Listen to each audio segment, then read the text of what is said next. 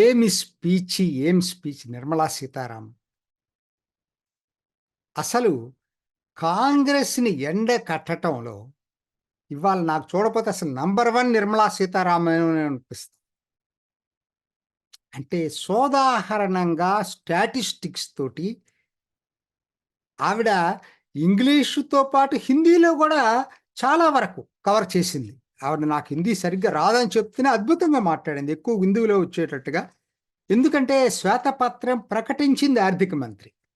UPA 10 సంవత్సరాల పాలన ఎలా ఉంది? ఎన్‌డీఏ 10 సంవత్సరాల ఆర్థిక పాలన ఎలా ఉంది? ఈ రెండిటిని కంపేర్ చేస్తూ, కాపోతే అన్నిటికీ సమయం దొరకదు కాబట్టి, ఏదో కొన్ని సబ్జెక్ట్సే ఎంచుకుంది. పరిమితమైన సబ్జెక్ట్సు.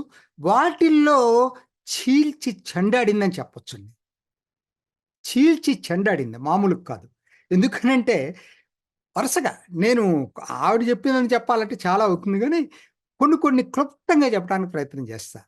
ఆవిడ కామన్‌వెల్త్ గేమ్స్‌లో జరిగినటువంటి స్కామ్సు, జీ20 యూపీఏ టైమ్‌లో జరిగిన అంతర్జాతీయ ఈవెంట్ అది.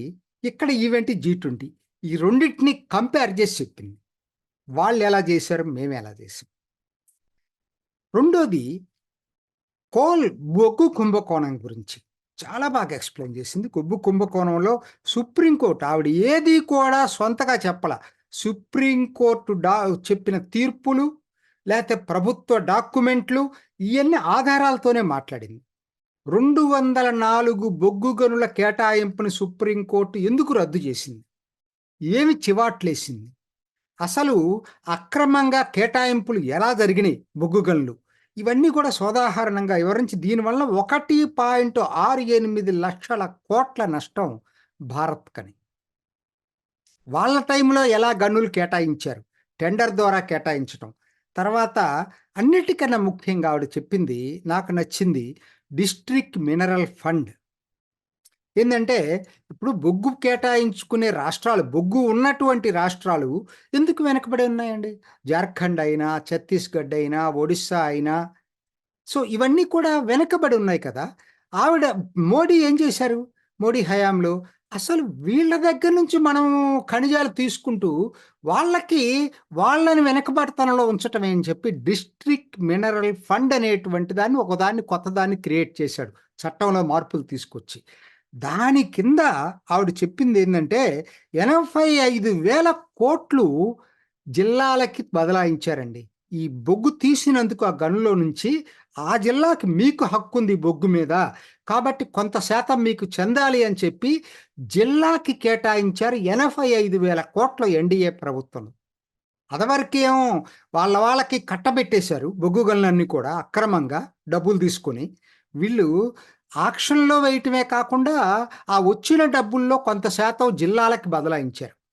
చాలా అద్భుతం అది. ప్రతి జిల్లా, ప్రతి రాష్ట్రంలో ఛత్తీస్‌గఢ్, జార్ఖండ్, మీకు క క కర్ణాటక, రాజస్థాన్, వెస్ట్ బెంగాల్ అన్ని చోట్ల ఉన్నాయి. బొగ్గు గనులు ఎక్కడెక్కడ ఉన్నాయో అక్కడ ఎట్లా ఇచ్చారనేది చెప్పుకొచ్చింది. తర్వాత ఆవిడ యూపీఏ పరిపాలనకి, ఇప్పటి పరిపాలనకి బొగ్గు ఉత్పత్తిలో తేడా చెప్పింది. అప్పుడు 567 మిలియన్ టన్నులుంటే ఇవాళ దాదాపుగా 900 పైన చెప్పుకొచ్చింది. నెక్స్ట్ ఇయర్‌కి ఇది 1 మిలియన్ టన్నులు కాబోతున్నాయి. సో, కాబట్టి ఇది చెప్పింది. తర్వాత పెట్టుబడులు ఎలా పెంచింది? 4.3 రెట్లు యూపీఏ ప్రభుత్వం కన్నా కూడా ప్రభుత్వం ఈ బొగ్గు గనుల కేటాయింపులు పెట్టుబడులు పెట్టింది. అందరూ అనుకుంటున్నట్టుగా ఏదో ప్రభుత్వ రంగాన్ని కుదేలు చేయలా. కోల్ ఇండియాని స్ట్రెంథెన్ చేస్తూనే ప్రైవేట్ రంగానికి కూడా ప్రోత్సాహం ఇచ్చింది. అంటే రెండిటికి ఇచ్చింది. ఎందుకంటే ఇప్పుడు ఉదాహరణ హెచ్ఏఎల్‌ని కూడా అటే చెప్పుకుంటా వచ్చారు కదా! వీళ్ళందరూ కూడా. నాశనం చేశారని. ప్రైవేట్ రంగంలో డిఫెన్స్ ఇండస్ట్రీస్‌ని ఎంకరేజ్ చేస్తూనే హెచ్ఏఎల్‌ని నాశనం చేయలా. ఇది మర్చిపోతున్నారు. ఇదే ఆవిడ అన్ని ఉదాహరణలు ఇటువంటివి చాలా చెప్పుకొచ్చిందండి. ఎందుకంటే బ్యాంకింగ్ రంగం కూడా అదే చెప్పుకొచ్చింది. బ్యాంకింగ్ రంగాన్ని యూపీఏలో బ్యాంకింగ్ రంగం ఎట్లా ఉంది? ఎన్‌డీఏలో బ్యాంకింగ్ రంగం ఉంది. ఎన్‌పీఏలు అప్పుడెందుకు ఎక్కువున్నాయి? ఇప్పుడెందుకు తక్కువున్నాయి? లాభాలు ఇప్పుడెందుకు ఎక్కువొస్తున్నాయి? అప్పుడెందుకు తక్కువున్నాయి? ఇయన్నీ కూడా చాలా సోదాహరణంగా, ఎందుకంటే ఆవిడ ఉద్దేశ్యం ఏందంటే పబ్లిక్, ప్రైవేట్ రంగం మనసా వాచా 2 పనిచేయాలని మేము కోరుకుంటున్నాం. మేము ప్రైవేట్ రంగాన్ని ఎలో చేస్తున్నామంటే పబ్లిక్ రంగాన్ని మేము తూట్లు పొడవట్లేదు. ఎక్కడెక్కడ అవసరం లేదో అక్కడ వరకే మేము చెప్తున్నాం. ఆవిడ సోదాహరణంగా ఇచ్చింది. అన్నిటికన్నా ముఖ్యంగా రక్షణ గురించి చెప్పిందండి. అద్భుతం. చివరికి వీళ్ళు సైనికులకి బుల్లెట్ ప్రూఫ్ జాకెట్లు ఇవ్వలేరు. నైట్ గాగుల్స్ ఇవ్వలేరు. అసలు వీళ్ళు మా దగ్గర డబ్బులు లేవని చెప్తారు. ఏకే ఆంటోనీ అయితే అసలు మేము బోర్డర్ డెవలప్ చేయకుండా ఉండటమే మా విధానం అని చెప్పి పార్లమెంట్లో ప్రకటించాడు. ఒకటి కాదు, అవన్నీ ఆవిడ చెప్పి నేను అసలు 15 కుంభకోణాల గురించి చెప్పిందండి ఆవిడ. అవన్నీ చెప్తే మీరు ఆశ్చర్యపోతారు. నేను మీకు నెట్లో దొరుకుతాయి కాబట్టి మళ్ళా ఇవ్వట్లేదు కానీ చాలా 15 కుంభకోణాలు వరుసగా నేను చదువుతాను అవి. Coal block allocation, 2010 Commonwealth games, 2G telecom, Sharada chit fund, ఐఎన్వి media.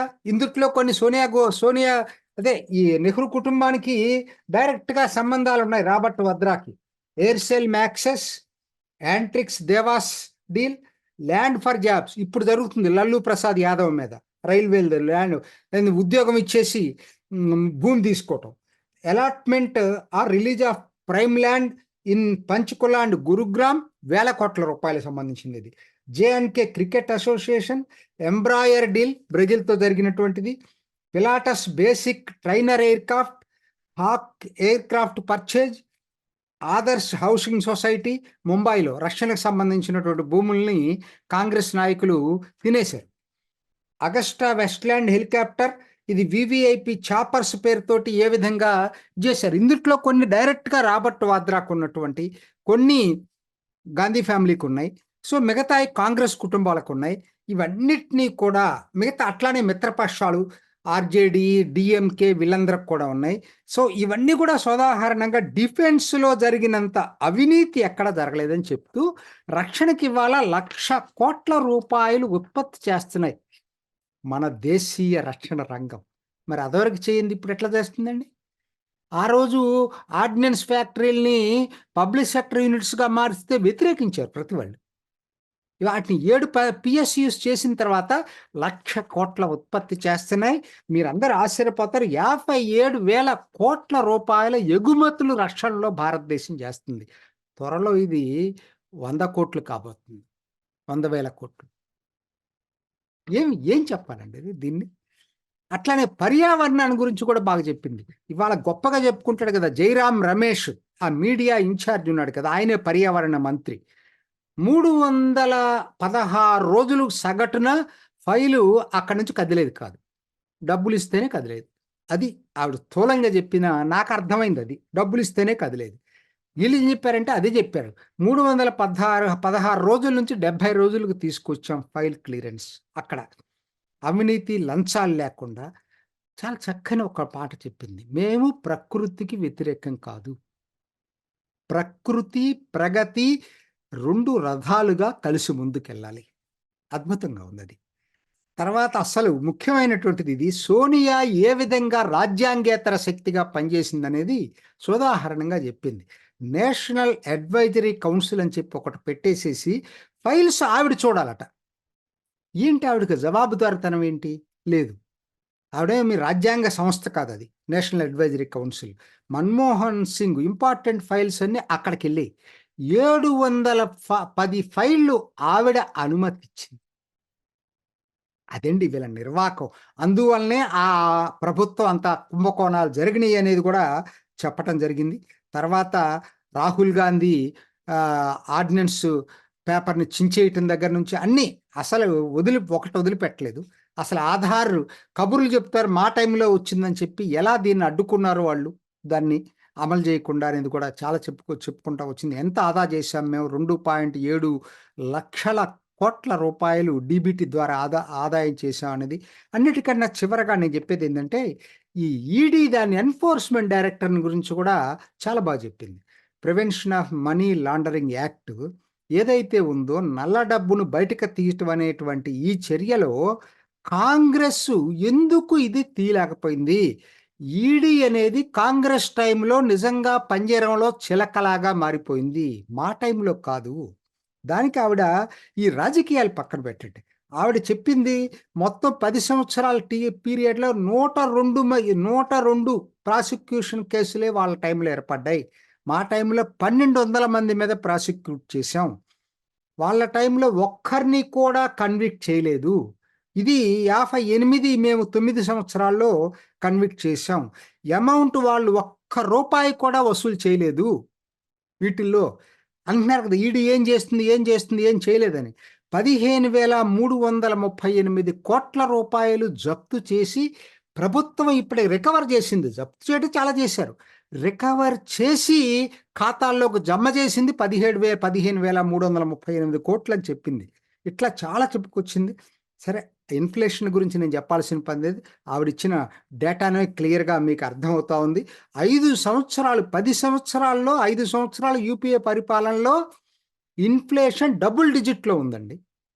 దాన్ని చెప్పరు. మొదటి 3 సంవత్సరాలు తక్కువ ఉంది వాజ్పేయి దగ్గర నుంచి తీసుకున్న టైంలో. దాన్నే వీళ్ళు యావరేజ్ చేసి చెప్తారు. 5 ఇయర్స్ డబుల్ డిజిట్ అంటే ప్రజలకి ఎంత నష్టం అండి, ఎంత ఎఫెక్ట్ అయ్యారు ప్రజలు.